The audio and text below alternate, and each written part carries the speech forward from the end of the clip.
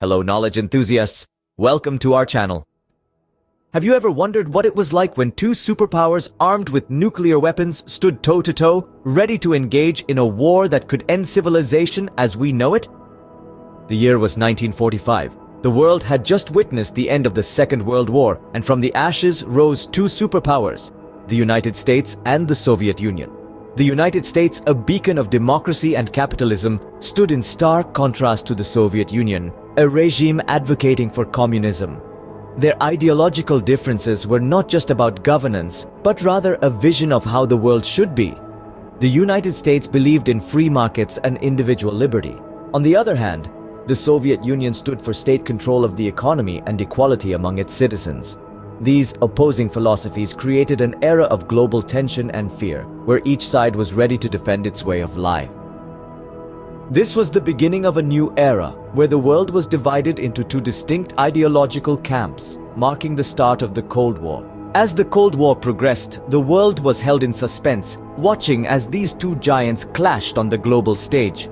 The Korean War, a proxy battle between the East and the West, saw the first major military confrontation of the Cold War. The conflict left Korea divided, a stark reminder of the ideological chasm that had enveloped the world. Then came the Cuban Missile Crisis, a hair-raising 13 days in October 1962, when the world teetered on the brink of nuclear war. The United States and the Soviet Union locked horns over ballistic missiles in Cuba, bringing humanity closer to annihilation than ever before. And let's not forget the Berlin Wall, a physical manifestation of the ideological divide. It split the German city into two halves, separating families and friends. It stood as a chilling symbol of the Cold War's grim reality. These events, among others, marked the height of the Cold War, a period of intense global tension and near-apocalyptic fear. Despite the intense rivalry and global tension, the Cold War did not end in a nuclear apocalypse. But how did it end? The answer lies in the leadership of two key figures, Mikhail Gorbachev of the Soviet Union and Ronald Reagan of the United States. Gorbachev, with his policies of openness and restructuring, sought to modernize the Soviet economy and political system. Reagan, on the other hand, pursued a policy of diplomatic pressure and arms reduction, leading to the signing of the Intermediate-Range Nuclear Forces Treaty.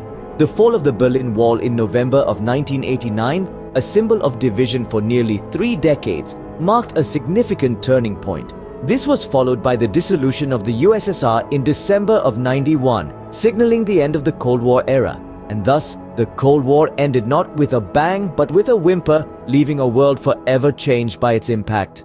So, what can we glean from this historical period of intense ideological rivalry and global tension? We've journeyed through the inception, height, and end of the Cold War, bearing witness to the stark ideological differences between the US and the USSR. We've navigated the major events that shaped this era, culminating in the eventual dissolution of the Cold War. While the Cold War may be a thing of the past, its impact on global politics and international relations continues to be felt today. It serves as a stark reminder of the devastation that can be wrought when ideological differences escalate into global conflict. Please don't forget to like, share, and subscribe our channel. Till then, goodbye and take care.